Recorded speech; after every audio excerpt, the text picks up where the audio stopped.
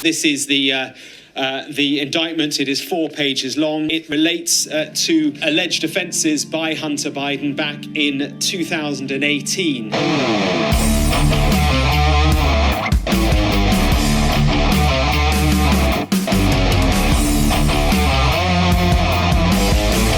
Let's just get into this, shall we? Bow. Ladies and gents, welcome to Thompsin and Other Disappointments, the show that looks at politics, news, dystopia, takes it all down, lets it swirl around, and brings it back up in conversation. Though, yes, you know, that did sound a little bit like I was about to say something about vomiting it all up again. Sorry about that. Getting off to a good start here, aren't we? This is a show, in case you're new to it, this is a show about awfulness and hopelessness within the world. Hosted by myself, Thompsin. It's where we usually look at the news or current affairs with a bemused, sometimes hysterical response. And together, we try to make sense of the senseless. And in that togetherness, we form a bond, don't we? A community, if you will. And I take that community and I then attempt to reframe it as a cult. This is where it gets weird. This is where people start turning off the episode. They're like, whoa, hang on a second. I thought this was going to be like the news agents or something, or Americast. This is getting weird now. I try to reframe it as a cult where I am your leader. So that then when society collapses, I at least have the strength of a cult behind me, protecting me. Such are the plunging, unforgiving depths of my political despair and nihilism. Anyway, to that end, misery loves company and all that. Cheers. Let's get into this. Let's get the gallows humour flowing if we can. Grab yourself a beer, a wine, a pina colada, whatever sugar you need to help the medicine go down. And join me for the next hour as I cannonball dive bomb into whatever I can find to rip, roast, and ridicule. Before I get started proper, if you like, if you're in London on Thursday the 28th of September, do grab yourself a ticket to my first ever live show. It's going to be me, Otto English, Ashley Hayden, John Left of the Countryside. It's less than 2 weeks away now. It's beer, comedy, politics, fun, games. And it's all building up to, the funniest thing that night, the real sort of headliner of that night, which will be me crying at the bar at about midnight. So grab yourself a ticket to that while you still can. There'll be a link in the description of this when it goes out on like Apple and Spotify and all the other places. Okay, right. I promise we're starting now. Let's get into this, shall we? Binfluencers. So there's lots going on at the moment in the news, both over in the US, but also here in the UK. As obviously the cost of living crisis is still ruining lives, mauling salaries, mortgages are exploding, rents are soaring, inflation is still horrendous. And that's not to mention, the aging population and the brain drain of the youth. I saw an article in The Independent earlier that said, a huge chunk. I can't remember the fucking percentage of it off the top of my head, but it was something like 70%, 80%, a gigantic chunk of people under the age of 30 no longer see their future in the United Kingdom. Like, how sad is that? When pretty much your entire, we already have a shortage of babies and an aging population. Shouldn't we be trying to keep people here? But this survey, this poll that went out, people under the age of 30 are like, yeah, no, fuck this place. This place is done. Mortgages exploding, rents soaring, inflation, aging population, climate change is about to fry us out of existence. Oh, and there's a fucking war on between nuclear powers. So it was refreshing. It was reassuring to see that the Prime Minister decided to take the bull by the horns today. And he went on TV and he gave an address about how he's banning a type of dog. So that's nice. That's the professional integrity and leadership that he promised us. That's a great job there, Rish. You are crushing it, King. It's amazing, isn't it? It's, fucking, like, Tories hearing about a dangerous and deadly dog and instantly banning it, taking immediate action, is just, I mean, like, how long till they hear about a dangerous and deadly Tory, Have they never heard of Tories? How long till they hear about dangerous and deadly Tories and jump off a fucking building, Like, what else is happening, man? God, am I feeling spicy tonight? What else is going on?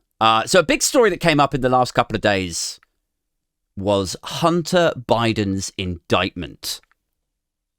Yeah. Feels weird to say that, doesn't it? Hunter Biden's indictment. The president's son's indictment. Indictments feel like a Trump thing, don't they? Feels like intrinsically linked to the Trump brand now, more than, like it's his thing, So then when you hear a news story and they say, and Hunter Biden is being indicted, it's like hearing KFC started a Happy Meal range or something. It's like, it's not really your thing. I think it's the other guys that,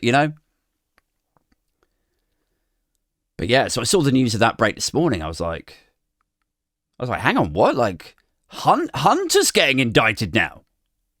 Hunter Biden is also getting, like, how long till we can get his mugshot t-shirts? Like, how long till Hunter's face is on mugs and memes from Texas to Florida, and we have people with an IQ of 80 storming buildings for him? Like, is that now? Does that happen now? Or do we have to wait until he rapes someone? When does that hillbilly cult love kick in for Hunter being indicted? It's a bit weird, though, isn't it? Dear listeners, like this last week. Because it feels like it's Biden week, doesn't it? Like US-wise, certainly. Like, how the UK government, like over the summer recess, they kept doing like weeks on different things, like one week it was immigration week. And then the next week, once they'd fucked that up, the next week they were like, now it's NHS week. Next week is small boats week. And, well, this week with the impeachment stuff, like earlier on, and then now the Hunter Biden stuff after it, like it's felt very much like Prosecute Biden week to me or something, because on like at the beginning of the week, I think it was Monday or Tuesday, was it maybe? We had Speaker Kevin McCarthy of the House of Representatives. He's a high-ranking Republican. And he represents the 20th Congressional District of California. And he stands up and he says that they will be pursuing the impeachment process for President Biden. So that's pretty big. That's how the week started for the Biden family. And so then a few days later, we have Hunter Biden, the president's son, indicted on federal gun charges. So that's fun. It's a fun time here in Prosecute Biden week. I give it till Sunday, till Jill Biden gets hauled in on tax fraud and sex trafficking or something. Like, such is the weird climate right now that we're inhabiting. It's just a weird fucking time, isn't it? Like, I was thinking earlier how weird it is at the moment. Like, things are so weird in the world that Mexico can do a veritable unboxing video of literal aliens. And NASA can put out a press release saying, yo, yeah, UFOs are actually a real thing. And nobody cares. Nobody's even batting an eyelid about it. Everyone's just like, yeah, but Trump, though, am I right? Like, what about the bully dogs? We should be talking about the bully dogs, Aid. Like fucking NASA put out a presser last night saying, yeah, the UFOs have been, well, firstly, they're real, and they've been tracked and monitored, and we can't rule out that it's aliens. Fucking aliens! And what's the front page story where you are? Something about Suella bashing Labour, maybe? Small boats? HS2 getting canned? It's fucking amazing how little we get. Like, I'm like, hey, Dave, there's a big glowing flying saucer just above your head there with a green guy poking his head out, probing your rectum with a tractor beam. That is happening right now. And they'd be like, that? Yeah, whatever. What's happening with the Manchester rail link, though, you know? Like, people are more concerned with a small boat than a big spaceship. Like, isn't that wild? To anyone else? But anyway, where was I? The weird political climate is where I think I was. The weird political climate that we are in. So Biden Sr. is possibly going to be impeached. Possibly. We don't know for sure yet. And we had McCarthy reeling off a list of things that they've supposedly found evidence of so far. I think I talked about that on Wednesday's show, if you're interested and you want to spool back. And then, yeah, more recently, so Hunter Biden has now been indicted on these gun charges. And meanwhile, of course, this is being played out on the same stage as former President Trump is facing his, 92 criminal charges and potentially decades in prison for his part in the January the 6th riots and the Georgia election tampering stuff, and then the hush money to Stormy Daniels that came from campaign finance money, and then the Mar-a-Lago documents. And obviously it's all very concerning, very bizarre, this stuff that's being played out on the world stage between the Bidens and the Trumps and the division. But I think what's also worth a mention, what really brings the division into focus, is this paragraph I read on BBC News this morning.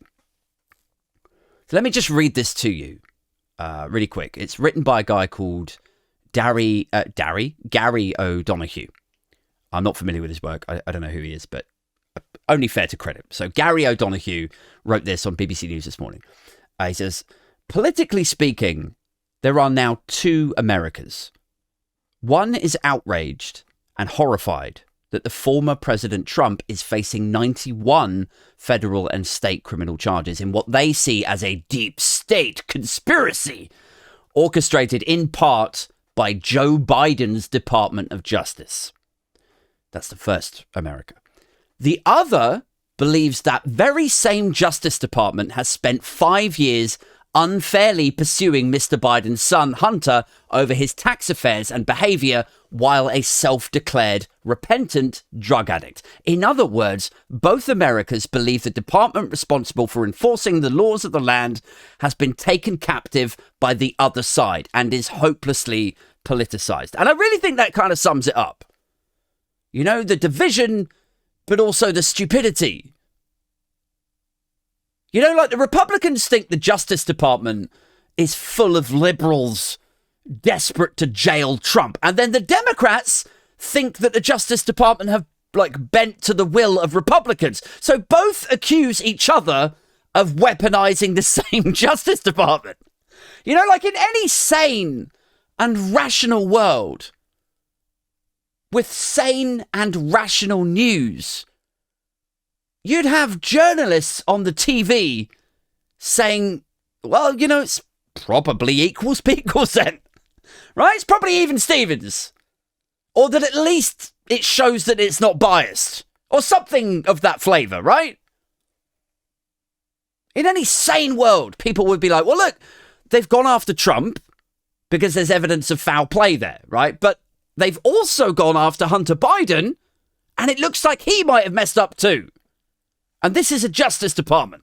And that's sort of their job, pursuing lawbreakers. So the fact they're pursuing two political figures from opposite ends of the spectrum at the same time, seemingly without fear or favour, kind of suggests that they're not politicised so much as just doing their job. You know, that's what you would expect in a sane and rational world with sane and rational journalists. But no, the childish state of modern news, the tribalism, means nobody talks like that. Nobody looks at things sanely or rationally now. Instead, they just go, oh, you're going after our guy?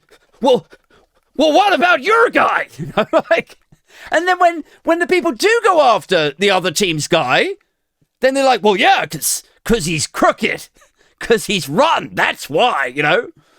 Well, what about Trump, though? No, that's persecution. All right, okay. You know, it's childlike. In fact, it's even worse than that. It's worse than childlike. I tell you what it's like. It's like if you take Trump's sociopathic psychology, just for a second, just think about who he is. Just think about what he is. Just consider that whole, you know, the interview that he gave before the last load of like Republican, or like the equivalent of local elections in the US. The interview he gave, and he said, like, if I win, it's because I'm amazing. But if I lose, it's because they persecuted me, or they're shit, or it's crooked Hillary, or it's riggers, you know? That is like sociopath-like behavior, is it not? So cool, right, so we're establishing that he's probably a sociopath. Now, think about how his supporters kind of take that and then just retail it out, you know? And it's become a sort of proxy sociopathy, hasn't it? You know, like Trump appears to be sociopathic, in my opinion. So for him, it's like, yeah, it's never my fault, but it's always my genius. When something goes bad, it's everybody else. But when something goes right, it's my genius, you know? But for the brainwashed, radicalized MAGA crowd to be like, yeah, it's never his fault. It's always his. That is like proxy sociopathy. He says it, they breathe it in, and it becomes their own weird sociopathic like mind state on his behalf and still for his benefit, but just in their heads. You know? Like, I didn't think being a sociopath was contagious, but I'll tell you what, you flag-waving crayon eaters are making me revisit that hypothesis. You really are. Like, how empty does your skull have to be for another man's swelling ego and permeating mental illness to be able to find its way into your head and take root in there? How empty does your head have to be for there to be room for that? I don't know. If it was me, I don't know if I would have room for Trump's ego in my brain. That's all I'm saying. Anyway, so the gun charges are serving as a vindication for some American conservatives who think Hunter Biden has always been a bit of a bad apple. You know, like he's got this reputation as a sort of, you know, as a sort of cokehead, prostitute frequenting party boy, which, you know, ironically makes me sort of like him more. You know, like it's sort of like a Streisand effect for former wreckheads such as myself. You know, like you're trying to draw my attention to something, thinking it's going to make me go, ooh, that's gross. What a douchebag. But it comes back having the opposite effect. I'm like, fair play, Hunter. You know, go on. You get on it, son. But that's how some American conservatives see him, as this sort of, you know, drugged out, privileged party boy, and they don't like it. Not a fan of that at all. And they also see him and the Biden family as corrupt, don't they? Because he allegedly put his dad on conference calls. Have you heard about this? When he was working at an energy corporation in Ukraine, and his dad was the VP sending money to Ukraine. This was years ago, right? And so anyway, there's this narrative that he used his dad, who was then the vice president, as a way to get money out to this corporation and then into his bank account or shell company or whatever, which is like, I mean, I don't think there'll be much blowback on the, putting his dad on the calls stuff. I can't see that really blowing up into anything massive. Like, I don't think that's illegal. I don't think that's against the law to put your dad on a call. I wish it was illegal to put your dad on the line. Because honestly, it would save me an hour every fucking Sunday. It really would. I'd love to be able to go like, I'm sorry, Dad. No, I can't do Skype this week. I've got kids. I can't be going to jail for this. For your stories about your Radio 2 days. They are simply not worth the time, Dad. Goodbye. But yeah, man. Does anyone else think it's really fucking weird, though? Like how, like, American conservatives, they smash out such an anger wank over a coked out Hunter Biden, right? Using his dad as a connection for his business career. But they will happily support Trump when, like, Don Jr.'s ex-girlfriend sang like a bird about their drug use together. Like, and then who's Ivanka Trump's weird-looking husband? That guy. What's his name again? The Jared something. He looks like fucking Phoebe Waller-Bridge got slowly poisoned with mercury. That guy. Kushner. That's it. Jared Kushner. Like, how are Republicans so irate about Hunter Biden doing some deals and taking some drugs when Don Jr.'s taking drugs and the Jared Kushner, that haunted motherfucker, when Trump's daughter's husband got $3 billion in Saudi investment and his only qualification for it was how much he begged for it while working in government. Like, how can you be that angry about this guy and then just turn a blind eye to that shit? So yeah, drugs, abusing your father or father-in-law's government position. Oh, goodness me, it's so ghastly and corrupt. What are you talking about Hunter Biden? No, the Trumps. Oh, God damn it, leave Donnie alone. A vote for Trump is a vote for Jesus Christ, my Lord and Savior. Anyway, you get the idea. And so anyway, so this gun indictment stuff, there appear to be 4 trains of thought about this whole thing. There are 4 ways that you can see it seems. Should we go through them? Cheers. Okay, here we go. 4 trains of thought on the Hunter Biden gun indictment. So, number one. The first lot of people, they see it as vindication. Don't they? They see the news. Hunter Biden indicted for lying on a forum when he bought a gun. He said he wasn't on drugs, but we know that he was on drugs around the... Hunter Biden indicted on federal gun charges, right? They see that, and they go, yeah, see? We told you he was rotten. So that's them. Face value. Zero context. They're just like, oh, he's a bad dad. Like, anyway, number 2. The second lot, they see it as evidence that the Justice Department is kinda, mostly balanced. You know, like they investigate criminal activity on both sides. That's how they see it. Number 2, see it as a kind of necessary evil, if you want a reasonable stab at democracy. Then we get onto the third lot. The third see it as a sort of a pantomime for the left, right? Stay with me here. So number 3, see it as a biased, left-leaning Justice Department who are only performatively indicting him. Getting crazier, I know. They're only performatively indicting him, but it's going to be light, you know? Like he'll end up resurrecting his plea deal. Or he'll just be prohibited from owning a gun for a bit.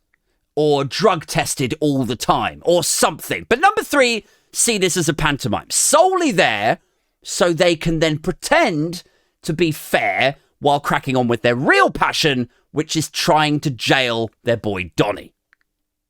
And that is quite contorted, isn't it? It's like... But I promise you there are people like that out there. There are. You know, I would have thought their lack of intellect would preclude them from concluding something that contorted. You know, like they'd get halfway through that conspiracy theory. They'd be like, well, so they're pretending to do this, but then actually it's part of a long game thing, but then really they're like, you know, they'd get halfway through that conspiracy theory and the brain would just fucking give up. You know, they'd be like, oh, God damn, I don't want to support the Justice Department, Hank, but the conspiracy theory that would allow me to disparage them requires so many twists and turns. It's just a lot, all right? And then they give up. But no, anyway, they do actually exist, these people, the number 3s. These are people who spend their lives complaining how everything's biased, everything's run by a metropolitan establishment elite or the swamp. And then even when an establishment institution like the American Justice Department steps up and indicts a Democrat, still, then they're like, oh, but they don't mean it really. It's all part of their plan to get you thinking they're performing fair and reasonably. Those clever bastards. So anyway, look, we've had number 1. They're vindicated because Hunter is a bad apple. Number 2, think this is evidence of a fair Justice Department. Number 3, think this is like evidence of them pretending to be a fair Justice Department. And then the 4th lot, it's the last lot, the 4th see it as a pantomime too, but for the right. Curveball, right? So the last lot thought it was a pantomime for the left. They're just pretending to indict him, but really they'll let him off the hook. And meanwhile, they carry on jailing Donny. This 4th lot, they think it's a pantomime for the right, because where they think that, like, there's nothing much really to answer, and that these charges are only coming up because of pressure, or dare I say, persecution from the Republican Party, who've just been pushing and badgering and just say, well, aren't you going to investigate Hunter? What about Hunter? What about his laptop? We knew he was on crack. Why aren't you investigating his bike? And then finally they've relented, you know? So the first believe he's rotten. The second believe this is Justice Department being equal. The third think it's left bias. It's all a show by the Justice Department to appear neutral. The 4th think it's a political persecution by the Republicans desperate to bring Biden down. And I guess it's probably a mix of all of them. But it's weird though, isn't it? It's like, it's weird how hopelessly divided America is. I mean, we all know that. It's become more divided. Even in the last 3 or 4 months. And we all know that too. But it's now at a point where it is this creaking ship about to break open, you know, and the water comes flooding in and just sinks the whole thing. Like, I'm not exaggerating, man. It is about to blow. You've got Tribe A, who think Tribe B are the Biden crime family. And if they get in again, it'll be the end of America as you know it. They'll take away your guns and force jabs on you and the deep state, and it's the end of America as you know it. And then you've got Tribe B, who think if Tribe A get in, then he'll pass the Enabling Act and prosecute his foes and refuse the result of the following election, and it'll be the end of America as you know it. You're like, it's so irreparably polarized now over there. And it feels unfixable, doesn't it? But it's weird because to fix it, how wild is this? All you would have to do, I reckon, is nationalize news there. You know, like, how wild is that? Like, imagine in America where you say to Murdoch, all right, listen, Roops, you will be compensated to the tune of 14 billion. Okay? It's a lot of money. So we'll probably give it to you in a mix of, magic money that we've just dreamt up and US bonds and a bit of state-owned property or so. But basically, Fox News is owned by the government now. That is the bottom line. It's no longer yours. We control it. It's time to wind this shit down. Like, it's not a state-sponsored land grab in the communist sense, because you'd be buying it off him at the market rate. But it would be state-owned from then onwards. Imagine what impact that would have if they nationalised news. Instead of having these whooshing in titles and explosion sounds and hyperbole and fucking wacky presenters who start their shows with things like Biden crime syndicate, question mark. And then they're like, joining us now is a former Republican candidate for Mississippi and author of the book Mob Politics, Taylor Phillips Vaughn III Jr. And on the other side of the panel tonight, we've got a fire-breathing preacher, Reverend Clarence Brown from the 32nd Street Gospel Parish church he plays, who tell their congregations that God is looking out for them with the poor health and the ravaging poverty while politically campaigning against health care and any increases to Social Security. Welcome both. Welcome back to the show. Now, first question tonight.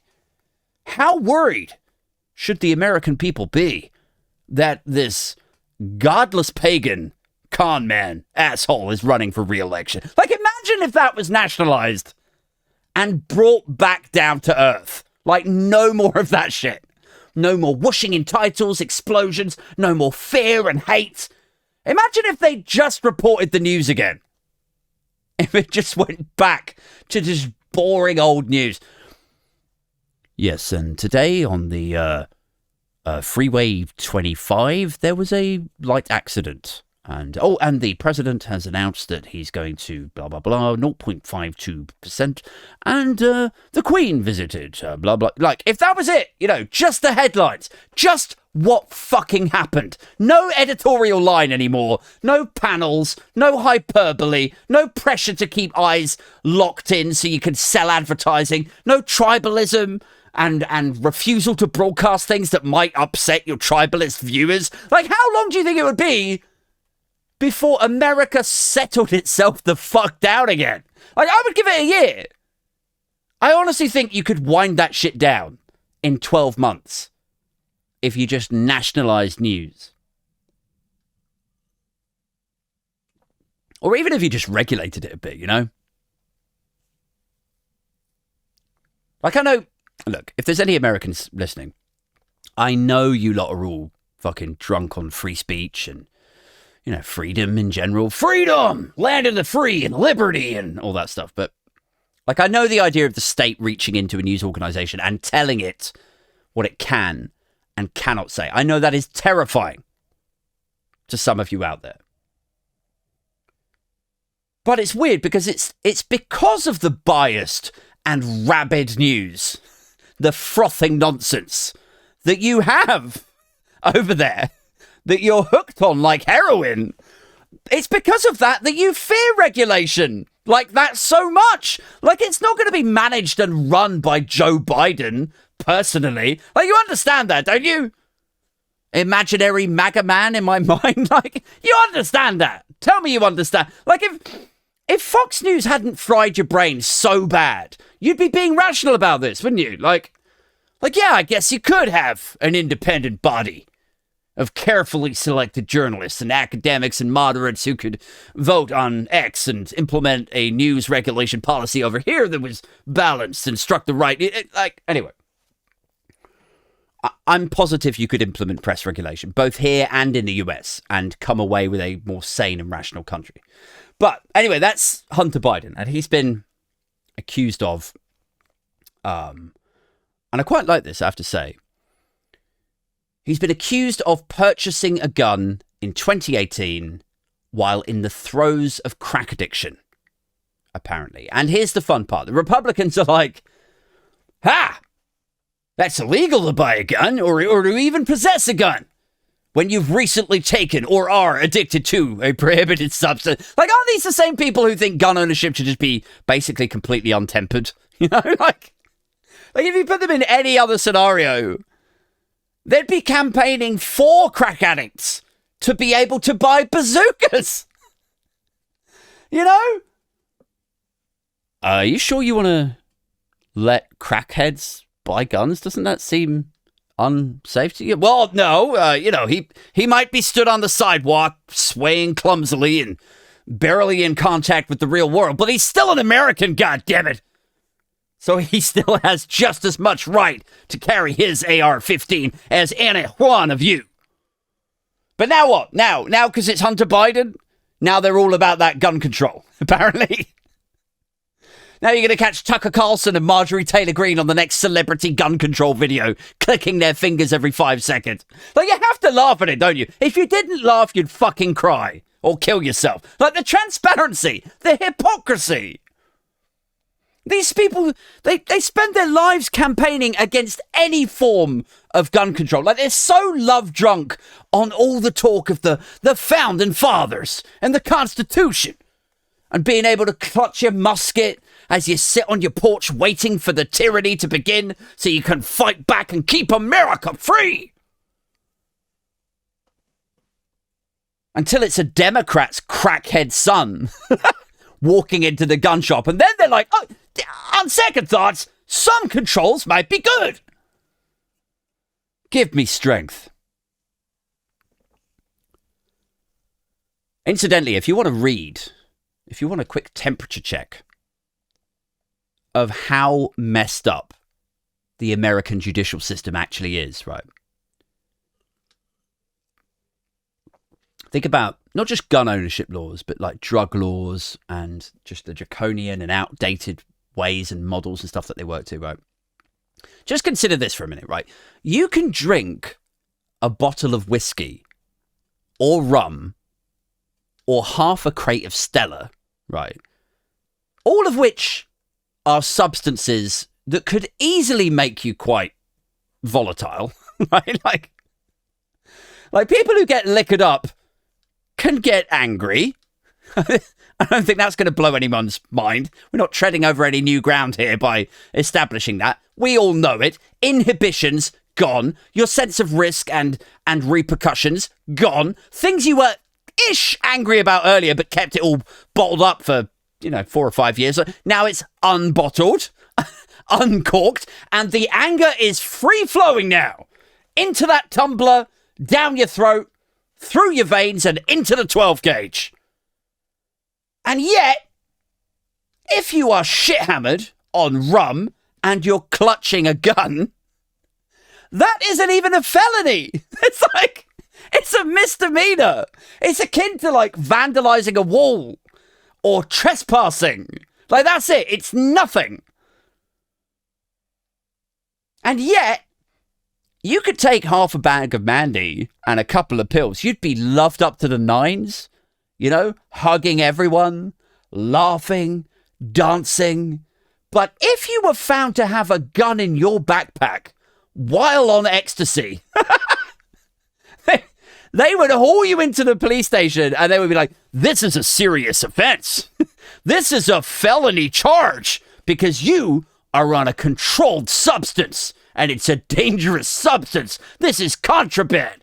But I'm literally hugging and loving everyone. Right, but it's look, drugs are dangerous. Okay, you're out of your mind on drugs, son.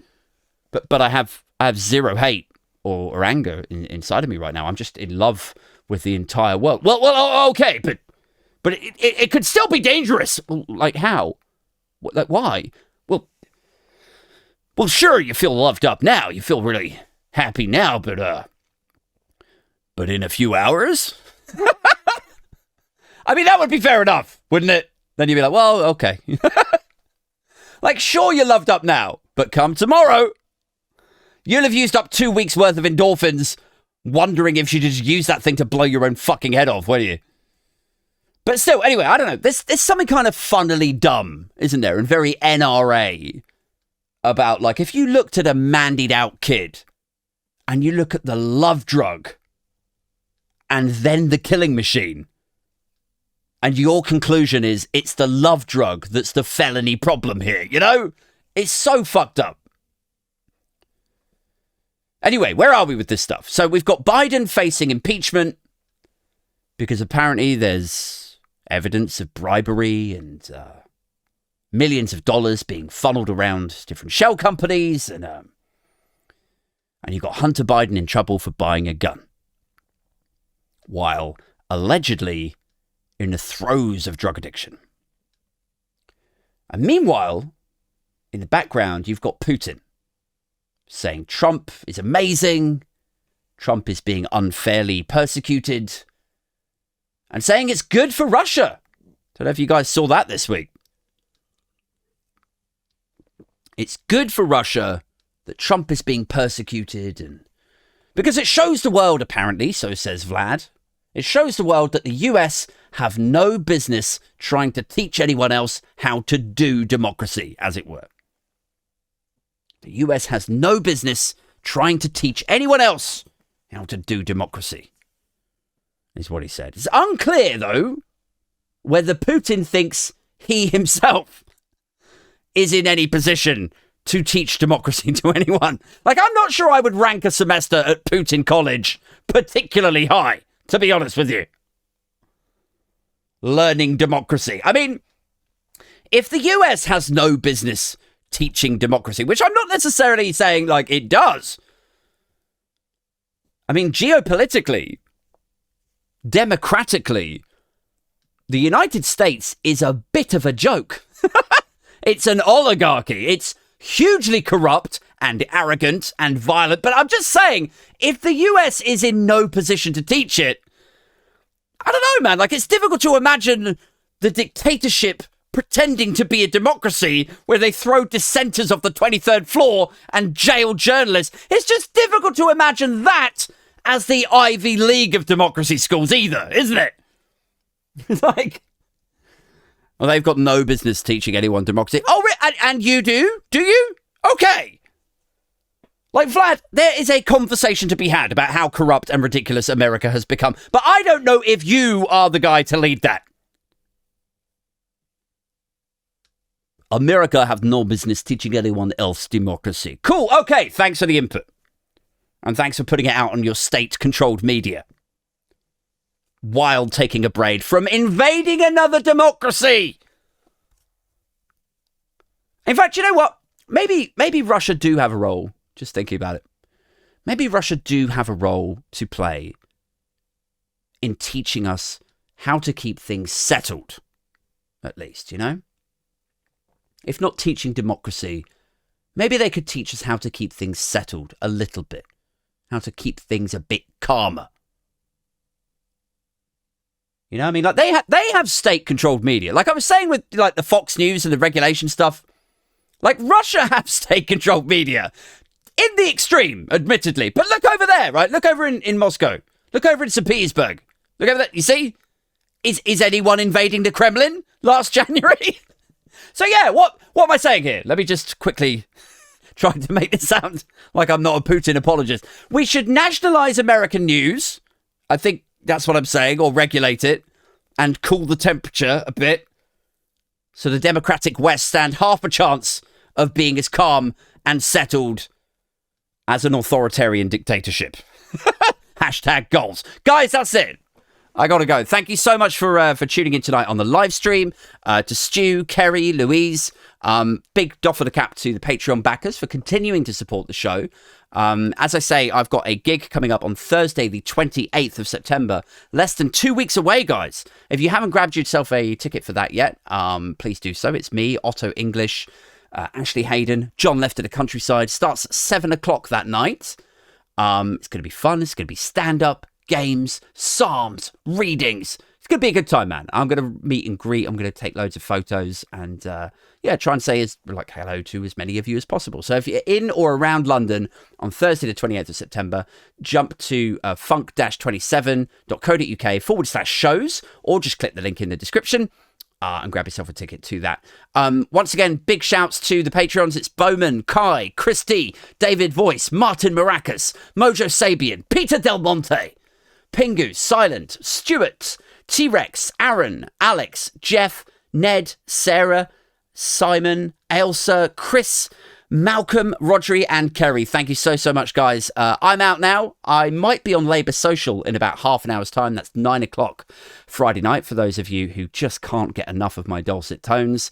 For those of you who have come to your senses and are thoroughly bored of my endless drivel and non-versation, I'll be back next week for another solo show, hopefully with a guest next Friday. That's it from me. Keep it strictly #Bimfluencer, and I'm out this motherfucker.